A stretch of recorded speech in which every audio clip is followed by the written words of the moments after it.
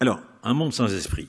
Je ne sais pas si vous le savez, mais c'est une phrase, enfin, c'est un fragment d'un texte de Marx, du jeune Marx dont je parlais tout à l'heure.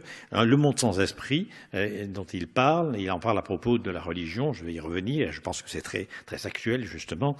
Ce monde sans esprit, c'est un monde qui a été désacralisé, qui a été désenchanté, c'est un monde qui est fonctionnel, instrumental, c'est le monde dont, d'une certaine manière, les différentes formes et les différentes versions du capitalisme ont eu besoin.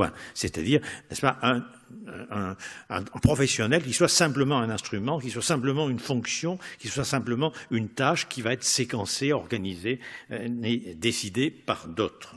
Alors ce monde sans esprit, c'est-à-dire ce monde désenchanté, désacralisé, ce monde qui a perdu d'une certaine manière les grands récits, si vous voulez, de la religion par exemple, eh bien s'il a su échapper, si vous voulez, s'il a su s'émanciper justement de la tutelle religieuse, n'a pas pour autant réussi à s'émanciper des autres formes d'aliénation, c'est-à-dire les aliénations sociales, politiques et économiques.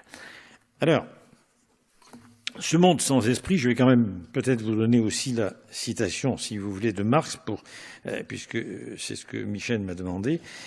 Marx écrit « La misère religieuse est d'une part l'expression de la misère réelle et d'autre part la protestation contre la misère réelle. La religion est le soupir de la créature accablée par le malheur, l'âme d'un monde sans cœur, de même qu'elle est l'esprit d'une époque sans esprit, c'est l'opium du peuple. » Donc on a retenu c'est l'opium du peuple, ce qui est bien évidemment le moins intéressant. Ce qui est très important, c'est ce qui précède, c'est-à-dire qu'effectivement la religion à ce moment-là est d'une certaine manière l'esprit d'un monde sans esprit. Donc si vous voulez, nous avons pu nous émanciper de la religion, demeure encore la nécessité de s'émanciper d'un monde sans esprit pour pouvoir réenchanter le monde, pour d'une certaine manière rêver poétiquement le monde afin de le transformer, parce que bien évidemment, c'est pas un rêve qui reste dissocié de l'expérience. Alors, je commence.